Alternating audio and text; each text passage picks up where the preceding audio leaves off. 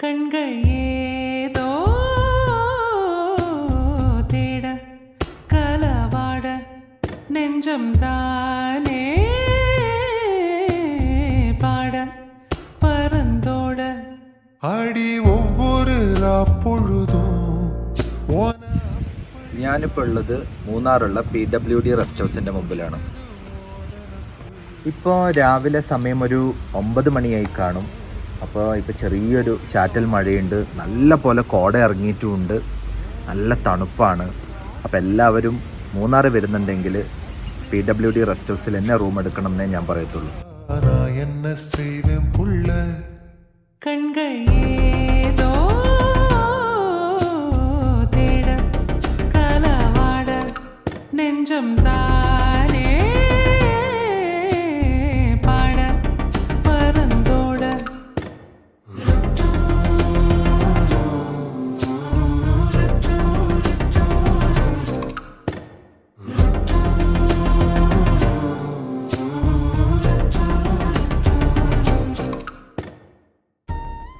ഇനി നമുക്ക് റൂമിൻ്റെ അകത്തെ സൗകര്യങ്ങളെല്ലാം ഒന്ന് നോക്കാം.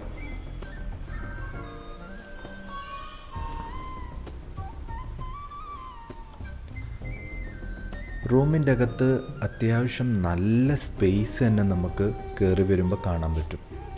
4 ഹാങ്ങിങ് ലൈറ്റ്സ് ഉണ്ട്, 2 നോർമൽ ലൈറ്റ്സ് ഉണ്ട്, ഒരു നോർമൽ ഒരു ഫാൻ ഉണ്ട്. പിന്നെ നമുക്കിവിടെ എത്തുമ്പോൾ തന്നെ ഒരു ഡബിൾ കോട്ട് ബെഡ് കാണാം. ഭയങ്കരം നീറ്റാണ്, അത് പ്രത്യേകിച്ച് നമ്മൾ പറയേണ്ട കാര്യമില്ല, നിങ്ങൾക്ക് കാണുമ്പോൾ തന്നെ മനസ്സിലാവുന്നുണ്ടാവും. 2 നല്ല മരത്തിൻ്റെ ചെയറുണ്ട് കുഷനുള്ള. അതുപോലെ തന്നെ നമുക്ക് ഒരുങ്ങാനും നോക്കാനും എല്ലാം നല്ലൊരു കണ്ണാടിയും അതിൻ്റെ ഷെൽഫും കാര്യങ്ങളൊക്കെ തന്നെ ഉണ്ട്.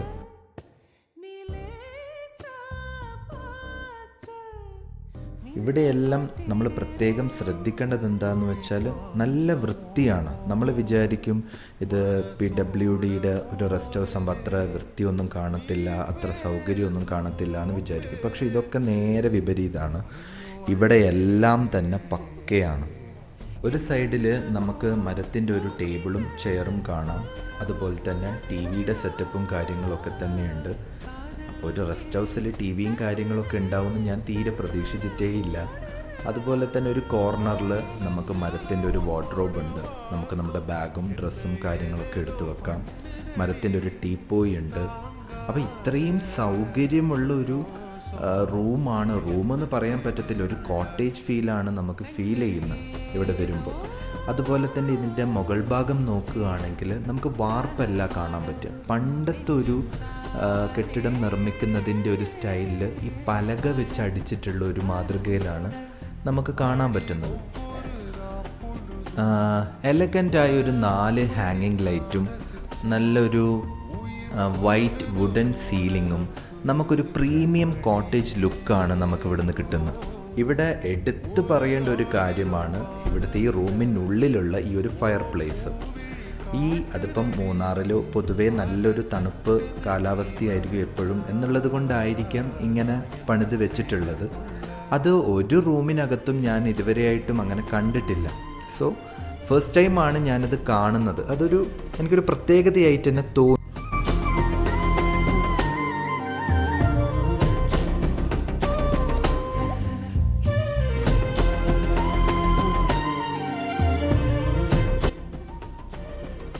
റെസ്റ്റ് ഹൗസിൻ്റെ ഒഫീഷ്യൽസ് ഒട്ടിച്ചതാണെന്ന് തോന്നുന്നു.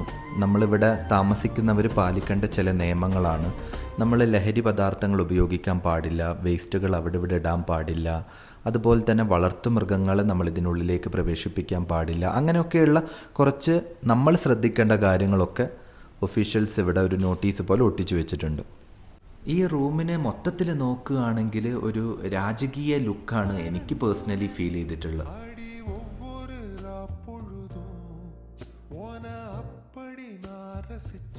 നമ്മളൊരു റൂം എടുക്കുമ്പോൾ എപ്പോഴും നമ്മൾ ശ്രദ്ധിക്കുന്ന ഒരു കാര്യം എന്ന് വെച്ചാൽ ബാത്റൂം നീറ്റാണോ ക്ലീൻ ആണോ എന്ന് നമ്മളെപ്പോഴും നോക്കാറുണ്ട്. അപ്പോൾ ഇവിടെ കയറിയപ്പോൾ തന്നെ ഒരു ഡ്രസ്സിങ് ഏരിയ പോലെ ഒരു പോർഷൻ കാണുന്നുണ്ട്. അവിടെ എന്ന് വെച്ചാൽ ഒരു വാഷ് ബേസിൻ ഉണ്ട്, ഒരു മിററുണ്ട്, നമുക്കൊരു ചാർജറൊക്കെ, നമുക്ക് ഫോണൊക്കെ ചാർജ് ചെയ്യാനുള്ളൊരു പവർ പ്ലഗ് ഉണ്ട്. എന്നിട്ട് അതൊരു സ്പേസ് തന്നെയാണ്. എന്നിട്ട് നമുക്കുള്ളിലേക്ക് നോക്കുമ്പം എന്നിട്ടാണ് വേറൊരു പോർഷൻ പോലെയാണ് ബാത്റൂം വരുന്നത്. പക്കാ നീറ്റാണ്. അത് പ്രത്യേകിച്ച് പറയേണ്ട കാര്യമില്ല, നിങ്ങൾക്ക് കാണുമ്പോൾ തന്നെ മനസ്സിലാകുന്നുണ്ടാവും. ഇനി നമുക്ക് ബാത്റൂം നോക്കാം. ബാത്റൂമൊക്കെ ഇതുപോലെ തന്നെ എല്ലാം നീറ്റാണ്. ഹീറ്റർ വരെ ഇവിടെ ഉണ്ട്. അപ്പോൾ പിന്നെ പ്രത്യേകിച്ചൊന്നും പറയേണ്ട കാര്യമില്ലല്ലോ. അപ്പോൾ ഇത്രയും സൗകര്യങ്ങളൊക്കെ ഉള്ളൊരു റെസ്റ്റ് ഹൗസ് ഉണ്ടായിട്ട് നമ്മൾ പുറമേ പോയിട്ട് റൂം എടുക്കുന്നത് പക്കാ വെടിത്തരം തന്നെയല്ലേ.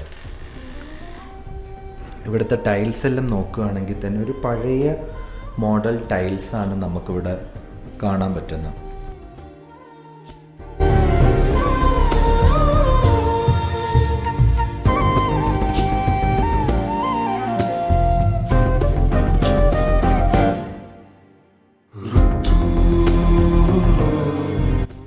₹600 ഇത്രയും സൗകര്യമുള്ളൊരു കോട്ടേജ് പോലുള്ളൊരു റൂം കിട്ടുമെന്ന് വേറെ എവിടെയും കിട്ടുമെന്ന് എനിക്ക് തോന്നുന്നേ ഇല്ല.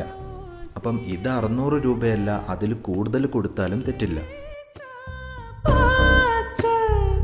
മിന്നൽ കൊട്ടിടരേ ഒളി പാഞ്ചമോ മോകോ മനസ്സോ